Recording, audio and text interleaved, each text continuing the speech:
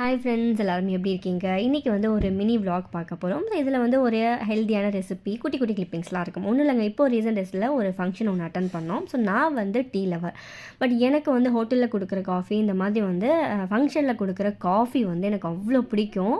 So அதனால் நான் அந்த காஃபியை மட்டும் மிஸ் பண்ணாமல் பார்த்தீங்கன்னா வாங்கி குடிப்பேன். சாய் அதை தான் கிண்டல் பண்ணிகிட்ருக்காங்க. ஸோ உங்களுக்கு காஃபி வந்து பிடிக்குமா அப்படின்னு சொல்லிட்டு, எஸ்பெஷலி ஃபங்க்ஷனில் கொடுக்குற காஃபி பிடிக்குமா அப்படின்னு சொல்லுங்கள். அண்ட் நம்ம ஃபேஸ் பேக் இது வரைக்கும் ட்ரை பண்ணதில்லை அப்படின்னா வந்து ஃபேஸ் பேக் ட்ரை பண்ணி பாருங்கள். ஸ்க்ரீனில் நம்பர் கொடுத்துருக்கேன். ஸோ அதுக்கு வாட்ஸ்அப் பண்ணிங்கன்னா உங்களுக்கு நான் டீட்டெயில் எல்லாமே ஷேர் பண்ணுறேன். ஸோ நம்மளோட ஃபேஸ் பேக் ஹோம்மேடாக நேச்சுரலாக வீட்டில் ரெடி பண்ணுறதுனால ஸோ எல்லா ஏஜில் இருக்கிறவங்களுமே யூஸ் பண்ணலாம். பாய்ஸ் கேர்ள்ஸ் யூஸ் பண்ணலாம்.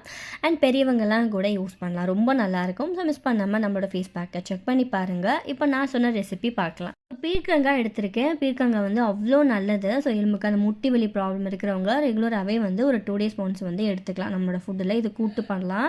அண்ட் வந்து தோசை பண்ணலாம். எனக்கு வந்து இந்த தொகையல் ரொம்ப பிடிக்கும். ஸோ தோசை, இட்லி, சாதம் எல்லாத்துக்குமே சாப்பிடலாம். ஸோ தொகையல் அரைக்க போகிறேன். தோல் ஃபுல்லாக ரிமூவ் பண்ணிவிட்டு அதை வந்து சின்ன சின்ன பீஸா வந்து கட் பண்ணி எடுத்துக்கலாம். அண்ட் இது இருக்கட்டும். வதக்கிறதுக்கு முன்னாடி ஒரு 1.5 ஸ்பூன் அளவுக்கு உளுத்தம்பருப்பு, ஒரு 7-8 மிளகாய், கொஞ்சம் கட்டி பெருங்காயம் அண்ட் வந்து புளி, அதையும் வந்து அந்த வானலியிலே ஃப்ரை பண்ணி இதை தனியாக எடுத்து வச்சுக்கலாம். ஸோ எடுத்து வச்சுட்டு அதுக்கப்புறம் அதே வானலியில் லைட்டாக எண்ணெய் சேர்த்து நம்ம கட் பண்ணி வச்சுருந்த பீர்க்கங்காயை நம்ம நல்லா வந்து வதக்கி எடுத்துக்க போகிறோம். தண்ணிலாம் விட வேணாம், வீட்டெலாம் அரைக்க வேண்டாம். ஏன்னா வதங்க அதுவே பார்த்திங்கன்னா நல்ல தண்ணி விட்டுரும். ஸோ அதனால் ஈவனாக நல்லா வதக்கிட்டு உப்பு சேர்த்து அரைச்சி நம்ம ஸ்டோர் பண்ணி வச்சுக்கிட்டோம் அப்படின்னா தோசைக்கு, இட்லிக்கு நல்லா சூடான சாதமில் நல்லெண்ணெய் சேர்த்து தொகையல் சாதம் மாதிரி சாப்பிட்லாம். ஸோ குட்டீஸ்க்கு ஒரே மாதிரி இல்லாமல் லஞ்ச் பாக்ஸுக்கு கூட நம்ம இந்த சாதம் மிக்ஸ் பண்ணிவிட்டு கொஞ்சம் வந்து நம்ம பொட்டேட்டோ ஃப்ரை வச்சோம் அப்படின்னா காம்பினேஷன் டேஸ்ட்டாக இருக்கும்.